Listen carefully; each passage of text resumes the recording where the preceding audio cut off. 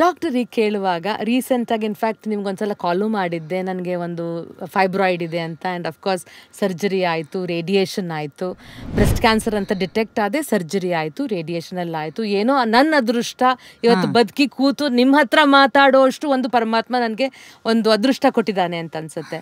ಈ breast cancer ಬಗ್ಗೆ ಯಾಕಂದರೆ ಎಲ್ಲೋ ಒಂದು ಕಡೆ ಅವೇರ್ನೆಸ್ ಇದ್ದರೂ ಸಹ ಇಗ್ನೋರ್ ಮಾಡ್ತೀವಿ ಅನ್ನೋದೊಂದು ನನ್ನ ಮನೋಭಾವ ಇದೆ. ಇದ್ರ ಬಗ್ಗೆ ದಯವಿಟ್ಟು ಸ್ವಲ್ಪ ತಿಳಿಸ್ಕೊಡಿ ಡಾಕ್ಟರ್. ಶೋರ್. ಈಗ ಬ್ರೆಸ್ಟ್ ಕ್ಯಾನ್ಸರ್ ಅನ್ನೋದು that is the commonest cancer in women all over the world.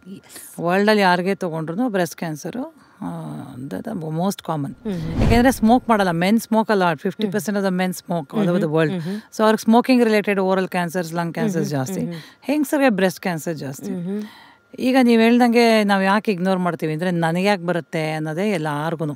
ಅಯ್ಯೋ ಅವ್ರಿಗೆ ಆಯ್ತಂತೆ, ಯಾರೋ ಒಬ್ರು ಸುದ್ದಿ ಕೇಳಿದ ತಕ್ಷಣ ಏನೋ ಒಂದು ಸ್ವಲ್ಪ ಹೆದರ್ಕೊಳ್ಳೋದು, ಆಮೇಲೆ ಮರ್ತು ಬಿಡೋದು.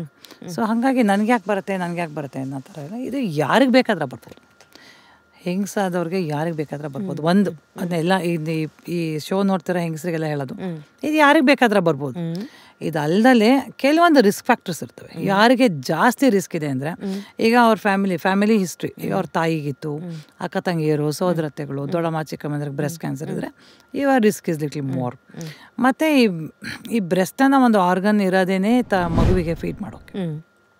ಸೊ ಆ ಟಿಶ್ಯೂಸ್ ಎಲ್ಲಾನು ಈಗ ನಿಮಗೆ 3, 4, 5 ಮಕ್ಕಳಿದ್ದು ಚೆನ್ನಾಗಿ ಒಬ್ರೊಬ್ರಿಗೆ 1.5-2 ವರ್ಷ ಫೀಡ್ ಮಾಡಿದರೆ ಬ್ರೆಸ್ಟ್ ಕ್ಯಾನ್ಸರ್ ಚಾನ್ಸಸ್ ಕಡಿಮೆ ಆಯಿತಾ. ಮತ್ತು ಬೇಗಲೇ ಮದುವೆ ಮಾಡಿಕೊಂಡು ಬೇಗಲೇ ಮಕ್ಕಳು ಮಾಡ್ಕೊಂಡು ಬೇಗಲೇ ಫೀಡ್ ಮಾಡಿದಷ್ಟು ಕಡಿಮೆ.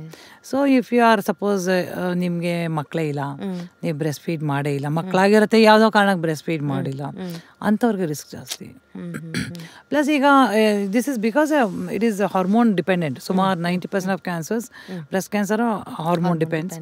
ಈಗ ತುಂಬ ಒಬೇಸ್ ಆಗಿರೋ ಹೆಣ್ಮಕ್ಳು, ಓವರ್ ವೇಟ್ ಹೆಣ್ಮಕ್ಳಿಗೆ ಫ್ಯಾಟ್ ಕಂಟೆಂಟಿಂದ ಈಸ್ಟ್ರೋಜನ್ ಹಾರ್ಮೋನ್ ಜಾಸ್ತಿ ಆಗುತ್ತೆ, ಅವ್ರಿಗೆ ಜಾಸ್ತಿ ರಿಸ್ಕ್ ಇರುತ್ತೆ. ಪ್ಲಸ್ ಬೇಗಲೇ ದೊಡ್ಡವರಾಗೋದು ಹೆಣ್ಮಕ್ಳು. ಈಗ ನಾರ್ಮಲಿ ನಮ್ಮ ಇಂಡಿಯನ್ಲಿ 12.5 years is the average age of menarche. ಇಲ್ಲ ಹೆಣ್ಮಕ್ಳು ದೊಡ್ಡವರಾಗೋದು ಅಂತ ಏನು ಹೇಳ್ತೀವಿ, ಅದು ಬೇಗಲೇ 8-9 ವಯಸ್ಸಿಗೆ ಆಗ್ಬಿಡೋದು. ಮತ್ತು ನಿಮಗೆ normal age for menopause in India is around 45 to 50.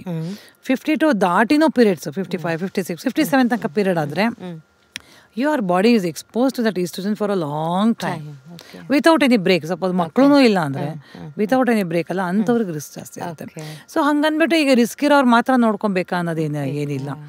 ಎಲ್ಲ ಹೆಂಗಸ್ರು ಅವ್ರಿಗೆ ಬ್ರೆಸ್ಟ್ ಕ್ಯಾನ್ಸರ್ ಬರ್ಬೋದು ಅನ್ನೋ ಥರನೇ ಅವರು ಕೇರ್ಫುಲ್ ಆಗಿರೋದು ಒಳ್ಳೆಯದು.